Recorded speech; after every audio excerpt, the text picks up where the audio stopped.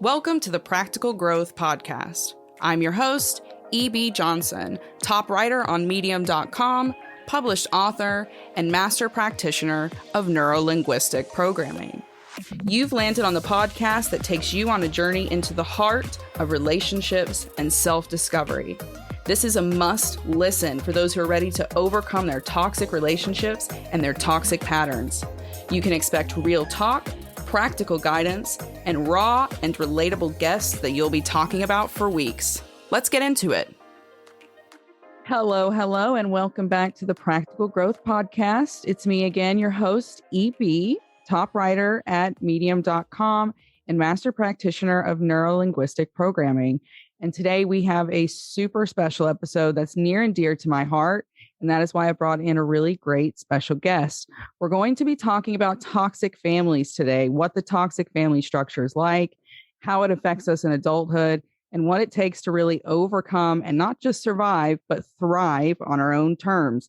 If you're someone who's been reading or following me for a long time, then you know that this is something I talk about a lot because it's what I lived. It's what I grew up through.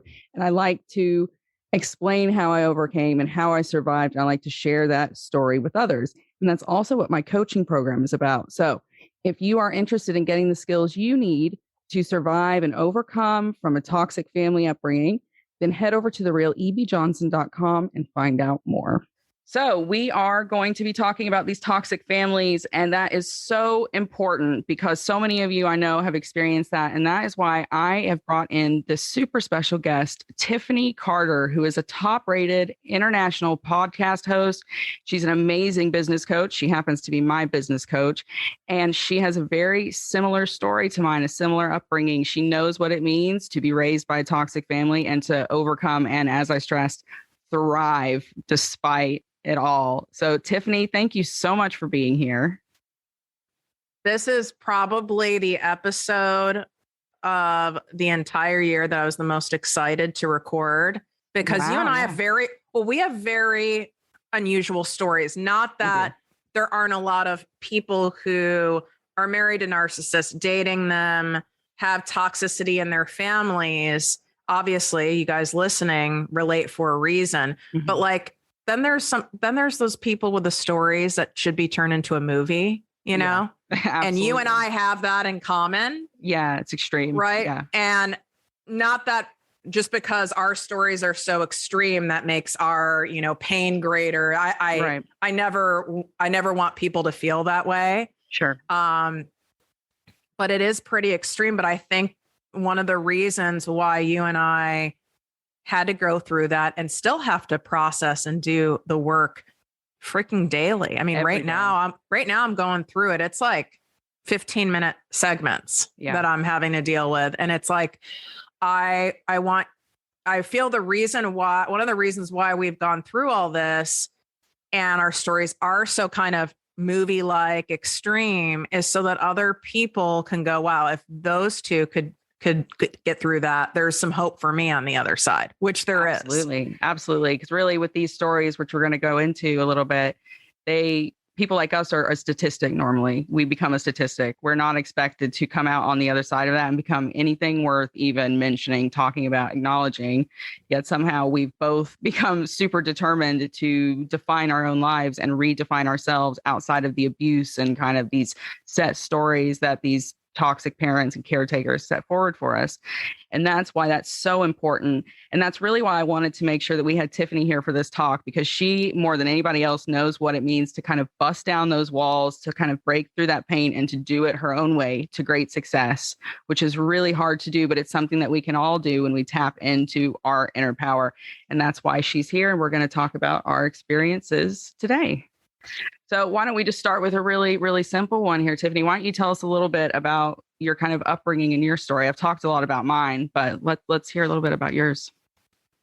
Yeah. So I don't have like that rags to riches story that you hear from a lot of really successful people. Yeah. I was raised in a very wealthy household. We're the second wealthiest family in a very wealthy community. Wow. So on the outside, right, like I was dropped off to school in like a fancy car. I had all the dance lessons, and the designer clothes. So on the outside, Perfect. Looked great. Looked beyond great, looked dreamlike. We had an Olympic sized pool in our backyard, 2 full-size gourmet kitchens, a wine cellar the size of most people's bedrooms, that kind of wealth. And my mom, my parents divorced when I was 4.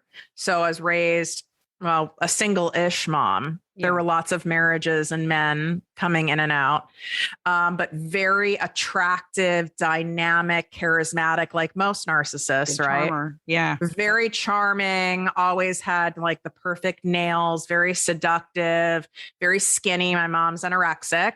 So she always like made sure she stayed within that 4-pound ratio so she wouldn't end up in the hospital. So then there was a lot of attention for being so, thin and all that crap. Yeah. I'm an only child. Both my parents are only children. My mom, the narcissist, is my only living relative. Right. As of today.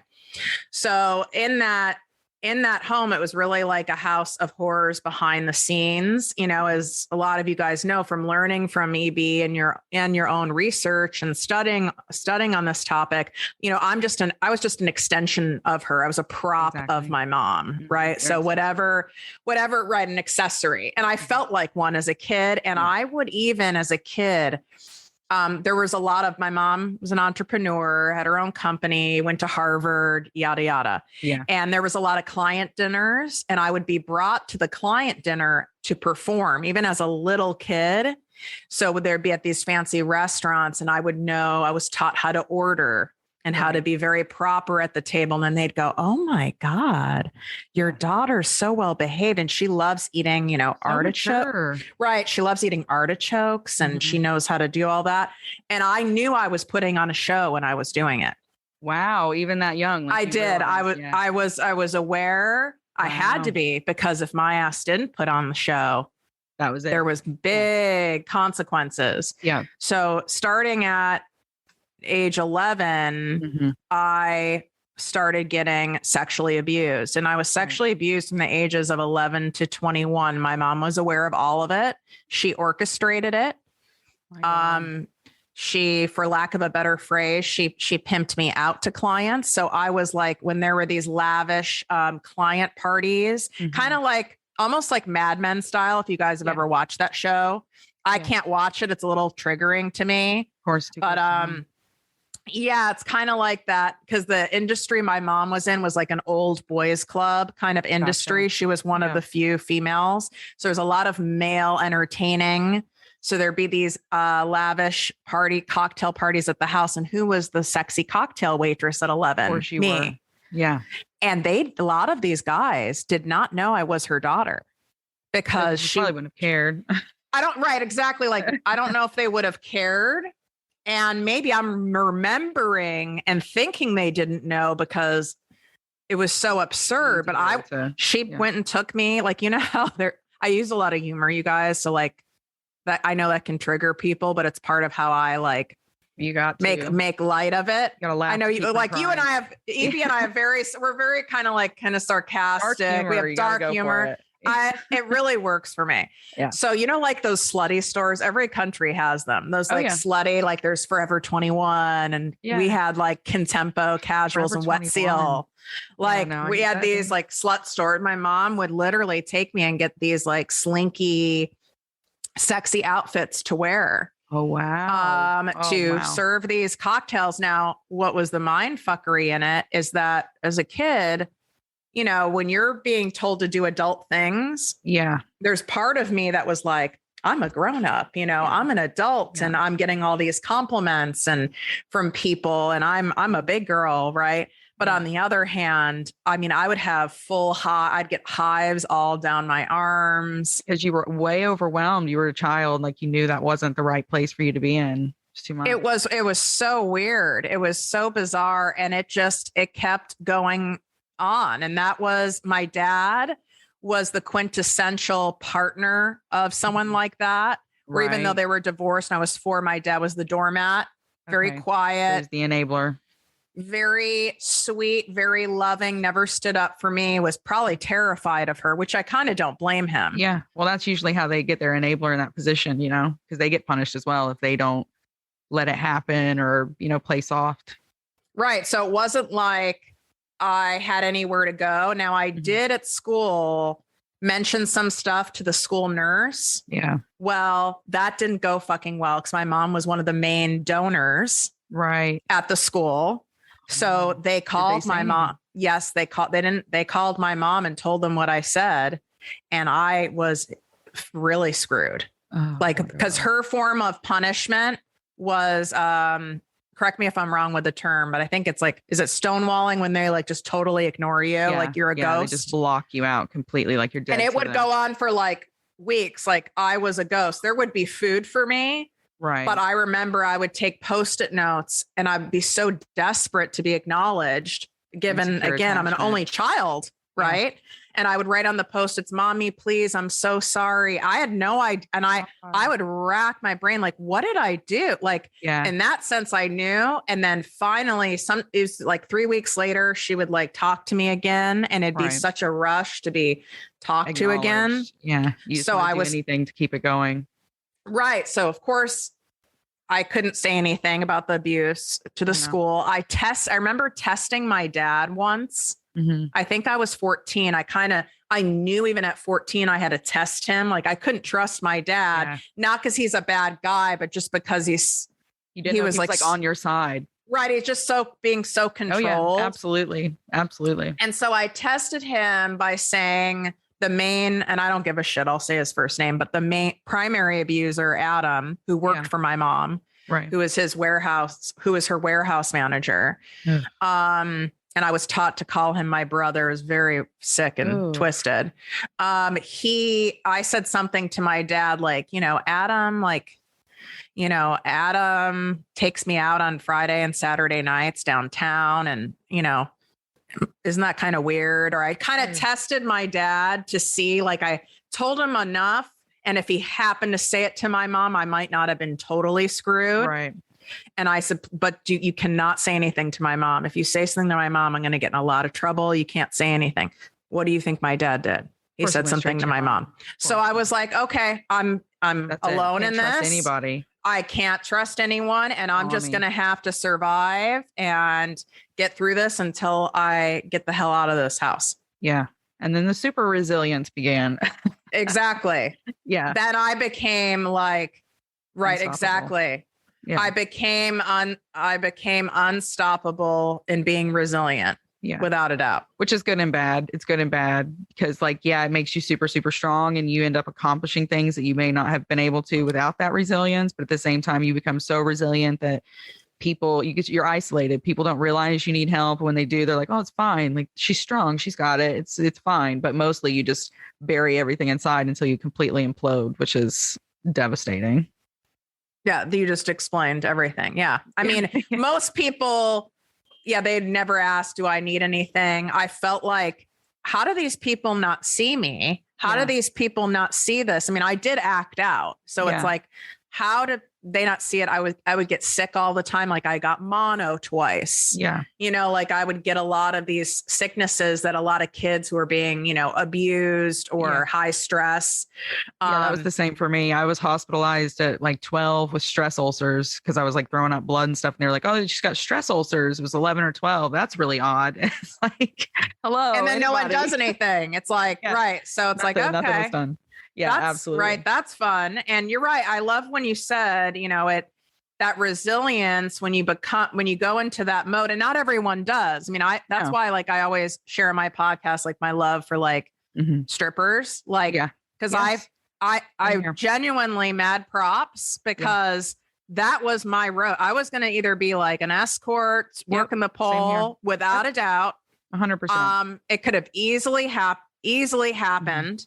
Yeah. And I get that. And I don't judge anyone for that because it's like, that's what I was taught I could do. But that super resilience, God, it's soul crushing. It's isolating and soul crushing. You become an island all into you don't want to be, and you feel like you're screaming, but it's feel like you're screaming into the abyss. Like no one acknowledges it, and they just expect you to get on with it.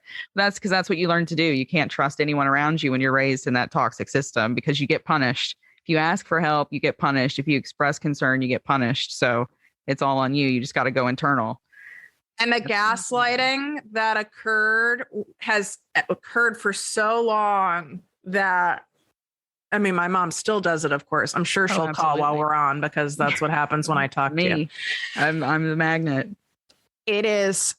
It's just, it's so, it's endless. Yeah. And when it happens for so long, whether it happens to you as an adult or it happens to you from childhood, you really do start second guessing yourself. 100%. Well, that's what you're taught to do. Absolutely. Because you have to, especially because you have your mother's a narcissist, which is also what I grew up with. And the only thing they really do is teach you to see yourself as they see you. And so that requires that you're always questioning yourself, because you have to always make sure you're aligning with their opinion of you. So you're always doubting, because you always have to be like second best. You know what I mean? Oh God. Yeah. I mean, and there's ranges of second best. Like if my mom, to this day, which is why I don't talk to her, but to this day, it's like if my mom was angry, I had to be angry as well with her. Correct. You know, even if I got like a great grade at school or something good happened, I knew I couldn't share it if my mom was not in that space. Yes, because it was going to end up bad. It's going to end up it ended up really bad. And I mean, I never knew what I was going to get with her. And I still don't. I mean, quite frankly, I am still scared of this woman as much as all the work I've done. Mm-hmm.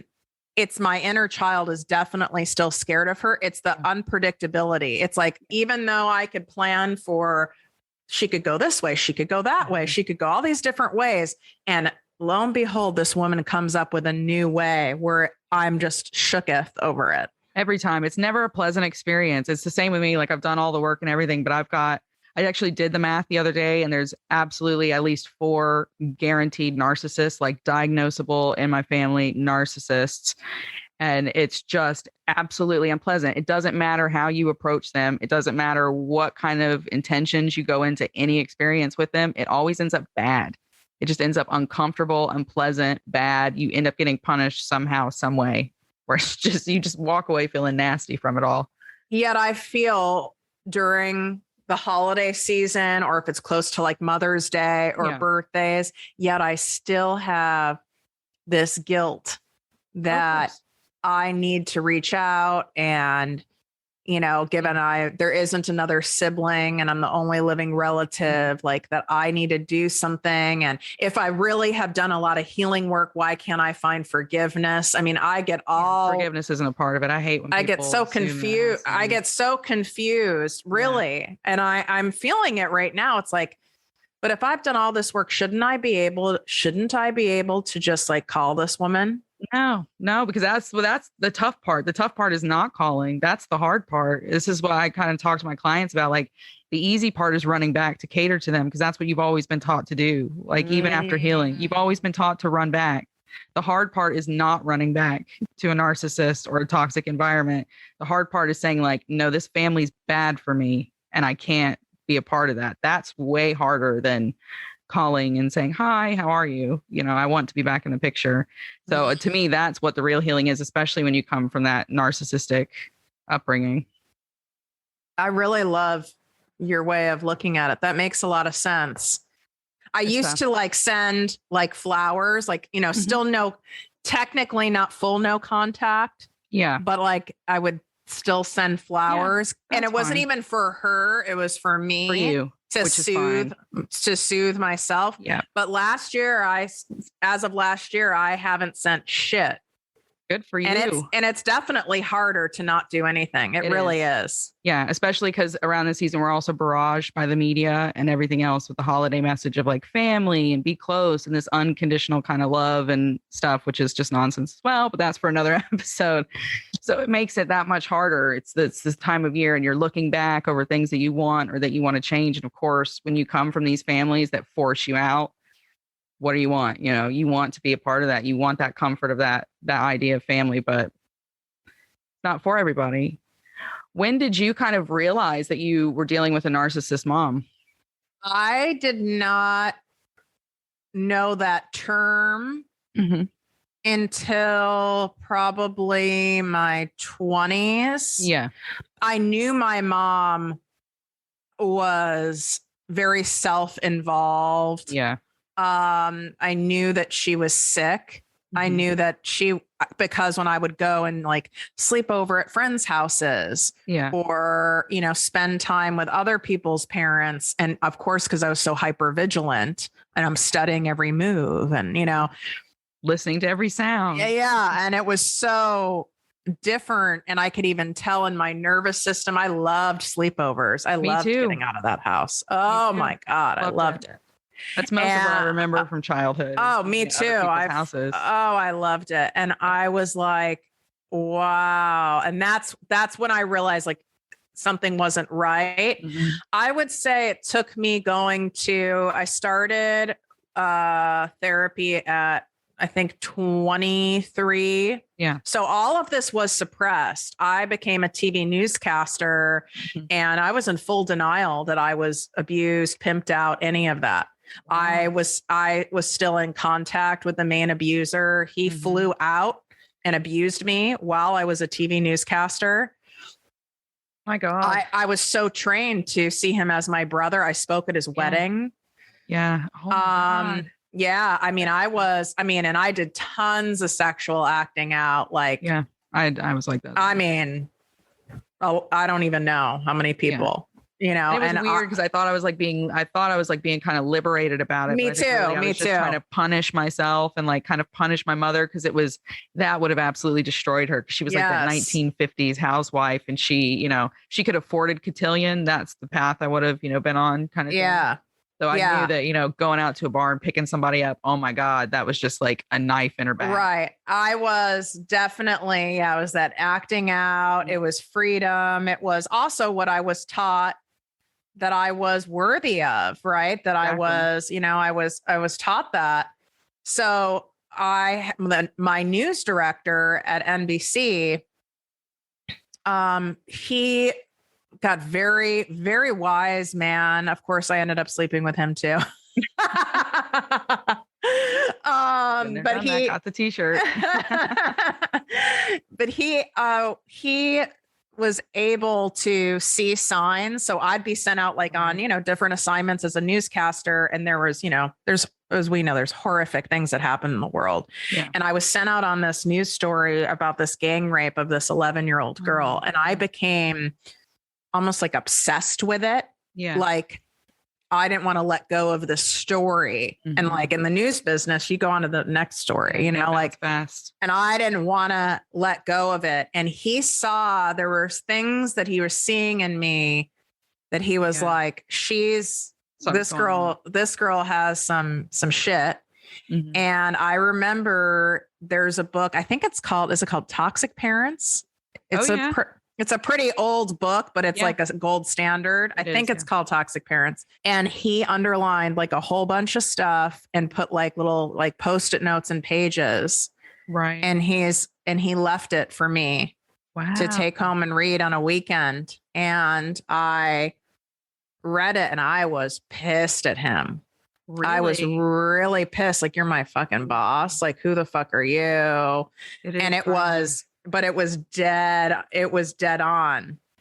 And after I got through that anger, I started unraveling, which is probably also why I was pissed. Like I was holding a ball, like a ball underneath the water for so long, and I couldn't keep holding it.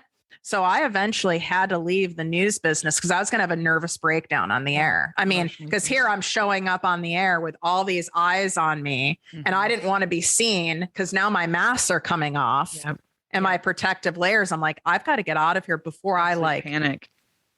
It was total panic. I had to get out of it. And that's where that healing process started. But when I went to like conventional therapy, that's when I started learning things like narcissism and the covert narcissism and all the terms, and it was so validating. Yeah. Here I just thought like my mom, was just messed up. It was very validating that there were terms for it because that meant I wasn't alone. Absolutely. It just kind of explains everything. It's like it shines a light and the cockroaches go scattering. Like that's what it felt like for me. And because my mom had like a horrible upbringing, just like nasty upbringing, which always got thrown in our face because she was a covert narcissist. So when she got caught, she would like talk about all the rapes and the abuse and the starving and stuff like that. And it was like when I started learning about the terms, which was probably around the same time in my life, it was just like, it's like it makes sense. And she was still in the wrong. Like bad things happened, but she was still in the wrong. And this was abuse that I was going through. The weird thing with my mom, and I still don't know to this day, and I do feel it'd make it easier for me. It wouldn't forgive her behavior, but it'd make it easier. My grandparents, her parents, were delightful. Yeah. And they didn't pass away. Like my grandma, everyone lives like for fucking ever in my life. Oh.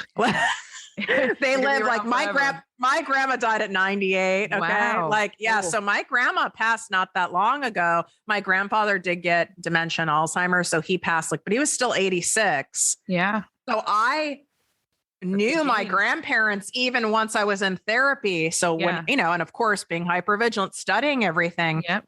I'm telling you, I didn't see any cracks, pick up on any hints of what would have made her. Exactly. And my mom's an only child. So it wasn't like there was like a aunt or an uncle. Yeah. The only thing I could see is that my mom, they had a brother who had that weird mixed blood type that's very dangerous. And now there's stuff you can do for it. Yeah. And he died at like 2 years old. So that was like a trauma that did happen. But other than that, she was around, like you said, she was in a male dominated industry in that time as well. That could have helped shape her. Yeah. I mean, I really, it would at least somehow go, well, I could at least see that and have some compassion. I really, truly don't know. I think it was also for women because I think our mothers would have been a similar age. My mom was born in 1954 or something like that. I think it was a way for women in that time to have power as well because they couldn't like overtly have power, but they could have power and kind of dominate their families, including the men, by this covert narcissism, by playing the victim and controlling and manipulating everything emotionally. It gave them a lot more power than just like being that domineering type like the men traditionally were. That's because my mom did that. My mom had, you guys are going to die. I have to share this. This is the wildest thing she did. Yeah. And of course I then mimicked it in my adult life. So all these different, I mean, there was many different men, marriages, whatever. Yeah. And if they were to be in like some kind of a fight, my mom, the phone would ring because the guy's calling, they're trying to, whatever. There was no cell phones. And she would have me pick up the phone and go and taught me and gave me a script. And it was, why are you making my mommy cry? My mommy is so upset. And I became incredible at it because I got a lot of praise for it, you guys. Big praise. Like I was the hero to my mom. So I laid that on thick and the guys were like, can you imagine? They were like, oh my God, please tell your mom to talk to me. And I'm like, she can't talk right now. She's crying so much. She's so upset. I don't know what you did to her. I can't tell you how many different guys I did that with. Yeah. And it worked. These guys felt terrible and it worked like a charm. Yeah. It worked a charm on them. That's it. That's wild. That's the toolkit of the covert narcissist. That is wild that she taught you that so young and she used you as the tool. Oh my God. That blows my mind. My mom used me as a tool, but it was like more as a show of like how great of a mom she was, I had a script to answer the phone when they had their business because everyone would coo about how professional it was. Folks, you'd be like, da da da da da. Good afternoon. Welcome to Johnson Computers, like that kind of nonsense. And they'd be like, totally. She's so mature. Oh, Melody, you're such a great mom. Yes, so I totally get it. Yeah. And part of you probably did feel very mature doing it. And so I learned that that's what I had to perform as. Like if I was going to get attention and approval and love, then I had to be like really, really smart and really, really mature and all of that kind and of stuff. perform and performative. Exactly. Which is probably why you and I are both like similar in the sense of like, we really don't have it in us to be fake. Like, I really don't. Childhood. Like, I don't have it in me. Like, I can be social, like I know to have social graces and to be appropriate, right? Like, I don't see that as being fake. I see that more as being like polite, or whatever. But when you have to put it on, it's exhausting. I really am not available for it. I can't do it. I don't have the bandwidth for it. And my fuse is about this big. And when I have to do it, it just gets ridiculously nasty. Yeah, I'm with you on that. Would you change anything? Would you change the whole experience knowing what you've done all this healing, you've come out on the other side, and you are the person that you are, the good and the bad? There's a lot of good to it. Would you change the experience of your upbringing? If you would, what would you change?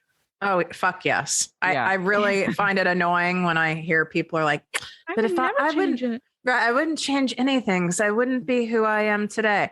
Yeah. I'm sorry, but like, I mean, dark humor coming, but I wouldn't have wanted to be raped every night for many years. Yes, you know what I'm saying? Exactly. Like, let's not have that. Exactly. Yes, I would have, if that could have gone away. Mm-hmm. Yes, I wouldn't have wanted any of that. I don't wish that on anyone. Exactly. Whatsoever. I would have traded. I get asked sometimes, like, would I have traded the fact that we were well off? Like, would I have rather been raised poor, but with a healthier family dynamic, situation? Yeah. And easy for me to say yes, because I wasn't raised poor, right?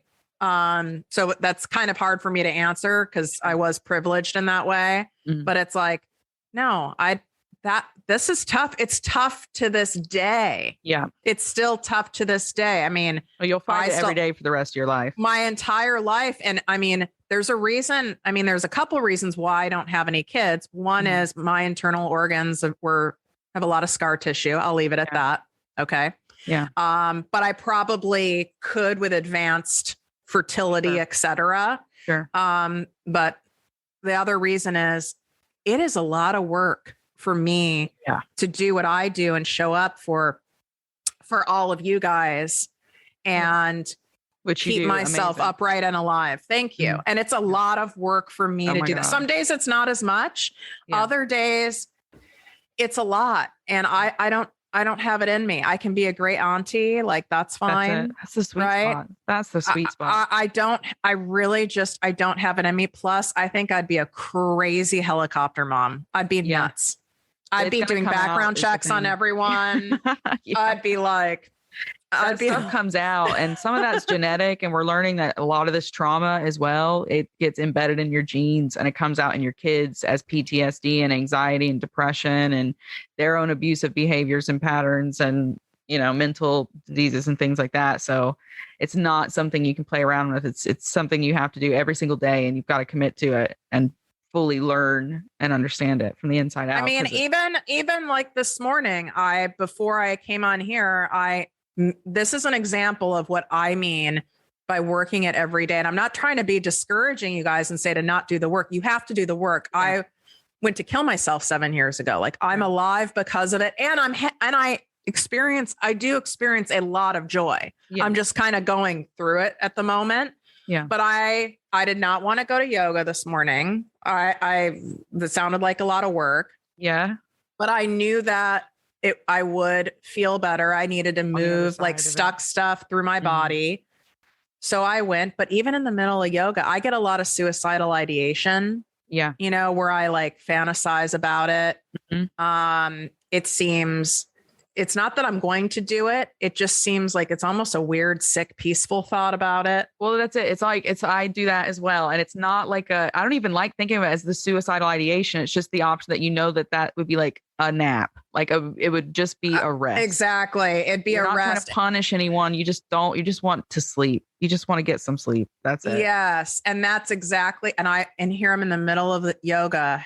I mean, people are in Shavasana, like thinking of like bliss. And I'm sitting there picturing myself drowning myself. And I was like, I'm like, okay. And I was like, but it's I mean, that's just an example of that's not typically normal. And then of course, like the instructor, I call her Sarah, the spiritual influencer. It's not, she's like, so how was class for you? Did you process anything? It's like, and she's lovely, but it's not like I'm going to go, well, I was thinking about stringing myself up on the rafters. Exactly. I'm Thanks like, for the class. I go, this is a tough one today. And then I went and like ordered an egg sandwich. I was like, you have to know who to talk to, which is why I'm so honored to be your coach and see your business thriving and your blog and your podcast, because there's so few people that are able, who've done the work, who are in integrity, but that are able to talk about it at the level we are. It's very rare. And I don't judge anyone for not being able to. No, it's very hard. It's brutal. It's an ego. And we have, daily. Right. And we have, right. Exactly. And she and I have our moments where I'm like, oh my, I just released a podcast episode. I'm like crying on the episode. I was like, I need to delete that. And I just let it go. I'm like, no, just put it out there. There's enough bullshit out there. You guys need to hear the real stuff, but it's like, 100%. It's tiring, but it's also, if I had a you back then or a me, oh my God, I would have felt so much less alone. Absolutely. It would have changed my 20s. They would have gone a lot better. Oh my God. Without a doubt, it would have changed a lot of things, even if I never like hired you or talked, but just seeing it out there. There were definitely not like blogs about it. No, the only healing, and you still see it a lot. And this is why I appreciate you as well, is because what you still see, it was still this idea of like, if you're healing from bad stuff, you like just say some words, you do some things, and then that's it. And you're peaceful and you're happy and everything is smooth sailing. And I just could not, I would do all the work and I would still get angry and I would still have a bad day. And then I would be like, well, it's all failure, right? Because like once you're healed, that's it. And it's an everyday thing. It's up, it's down. You're going to fall back into those old places and behaviors and thoughts and all of that. And it's suicidal ideation. And then happiness a couple days later, like finding moments of joy and bliss. That's what the reality of it is. And that's how we have to talk about it. And I really appreciate you being that frank about your experience and everything that you've gone through. Yeah, because I want you guys to know that doesn't mean you're doing it wrong. No. It's messy. And it's still worth doing because I call it leaning into it and leaning out of it. Like even using this morning as an example, I could have leaned into, I tend to go into depression. I do have anxiety, but I more so am someone who has a tendency to lean to like depression and sadness. Yeah. Okay. And I could have leaned into the depression and sadness by going, I'm not going to go to yoga. I don't feel that great. I'm tired. I feel achy. My body feels all inflamed. I'm not going to go. I don't need to go. Yeah. But I've trained myself and I discipline myself to go, yeah, but do I really want to lean into the depression or do I want to lean away from it?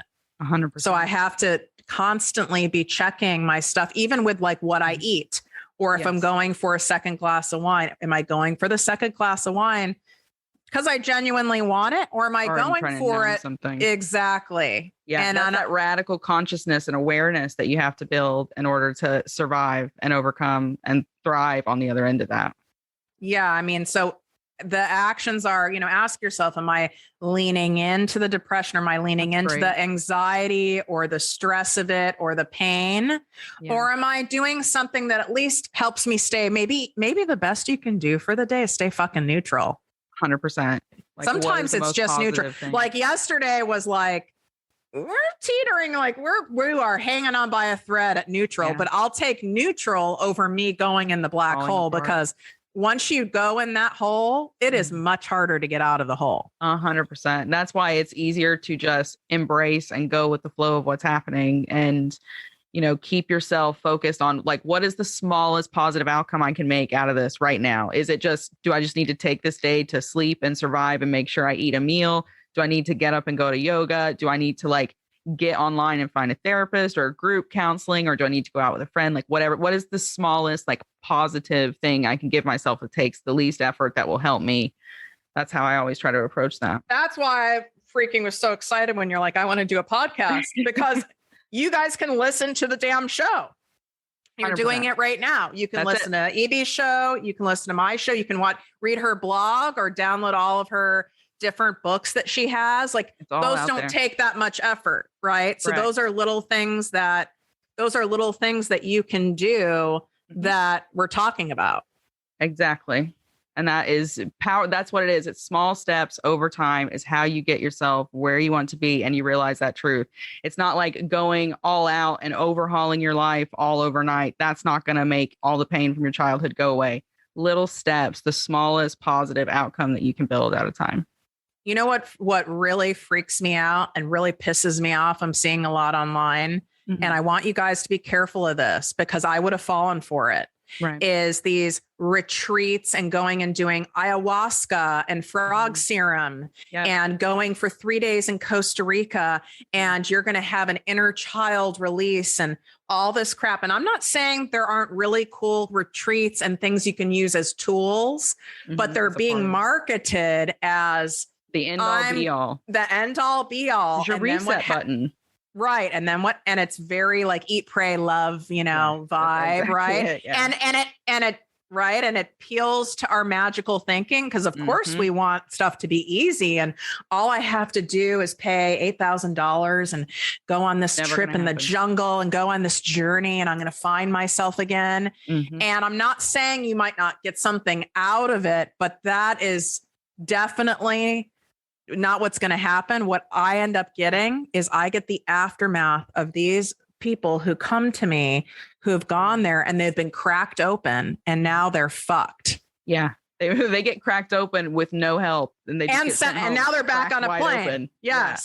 Yeah. Yes, exactly. And they have nowhere to go. They have nowhere to go. And they're like, there aren't that many of us talking about this stuff. So I just want you to be careful because your ego and that there's a part of your brain. We like easy as human beings, right? So it's like, right. Like I'm going to go to Tulum and have frog serum and crystals and my chakras. And I'm not saying you wouldn't get a dopamine bump or you wouldn't get something from it, but I promise you it's not that simple. And in fact, it can set you way back. Absolutely. If you spent 20 years getting abused, you're not going to spend 3 days correcting that abuse and resetting your life. It's not going to work that way. Your brain needs a long time to learn a new way of existing and a new way of being. And it's got to be a conscious act. You have to build intentional skills to bring yourself back, to calm yourself down, to realize who you are and what you really want, and to create a strategy for living your life. Yeah. I just really felt I had to say it's called to say that because I keep seeing more and more out there of people getting people to buy into this, but I would have bought it.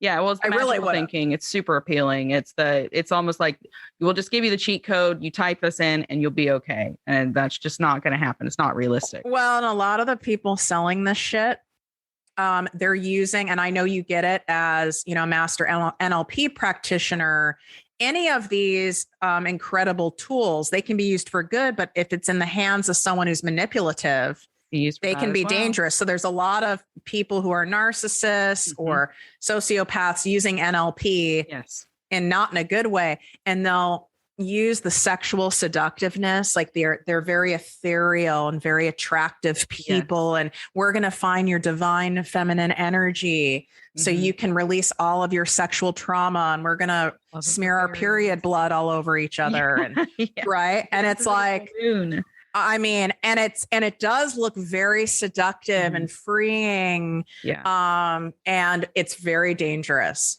And I would have I would have taken a loan out for it. I really would have fallen for all of it. Would you? I was so angry. I would have burned those women to the ground if I would have been very envious of them. Yeah. And if someone was really good at using sweet talking that stuff, I would have been like, well, I'm going to go and at least check it out because I want to feel how she's exuding. Exactly. I want to feel that way. Exactly. So I would have kind of been like, I don't fully trust it, but I'm going to check it out because it seems I want to check it out. And then I would have been wildly triggered and a disaster. Exactly. And I tell people when you encounter these, dig into it, look for the backstory, look for the real story. Cause I personally, this is how I approach therapy, counseling, all of it now. I don't trust anybody that hasn't been what I've been through, that hasn't done the work to get there. I want to know that someone's done the work and is going to be able to say, okay, step 1, try this, step 2, try that. And that's what I'm about. And that's what NLP is about. And that's what you always need to look for when you're looking for that help from somebody. And it's not to say you have to go and invest in like a $10,000 coaching package or anything like that. Even if you're just getting their books, you need to dig into who you are listening to, who you're getting advice to. Are they living? Are they truly living what they're trying to sell to you? Is that their existence? And how did they come to that? How did they come to that point? And are they sharing that? Are they sharing that? Or is it just like, I was here and now I'm here, and they're never really getting into how they've transformed. Yeah. Like so you just like took a course and now you're helping people with trauma. Why did you want to do that? Like, explain that one to me. Yeah. 100%. There needs to be some reason. Like, why am I listening to you? Oh, it's because there's your story. You came from this. You've experienced it. You've done the work. You can empathize with me. There's some emotional intelligence there. Yeah. That's what you should look for. I agree. Perfect. Well, thank you so much, Tiffany. This has been amazing. It's absolutely been super enlightening. I really hope that everyone like takes away from this episode that like this is a long journey, and you're not alone. And there's people out there that do get it. There's not a ton. There's people out there that get it, and it's worth doing the damn work. Every single day. And you don't have to become that statistic. I mean, we have very similar stories. We came from the opposite side of the tracks on that. You had a little bit more wealth. You had the material wealth. I was the extreme poverty, the same abuse. And we both could have ended up the same statistic. We were on the same exact path and we made a different choice. We chose not to be the person we were told to be. And that's what's made all the difference. And of course, meeting you as well has made a huge difference in my life and helping me do this and opening the door, taking that next step in the name of my own future and my happiness. And I'm a huge, huge fan and hugely grateful for that and thankful every single day. I love you. I love you as well. Thank you so much. Thank you. Thank you guys for listening. I hope you can take away something great from this episode. If you like what you've listened to today, why not consider leaving a quick little 5-star review on Apple Podcasts? If you leave a review, take a screenshot and send it to me on Instagram, or you can email it to me. I'll send you a free ebook. And what's better than free, right? Everybody loves free. Thank you guys so much for listening and reading and just coming along on this journey with me. So keep moving forward. And until next week, we'll speak again. Bye-bye.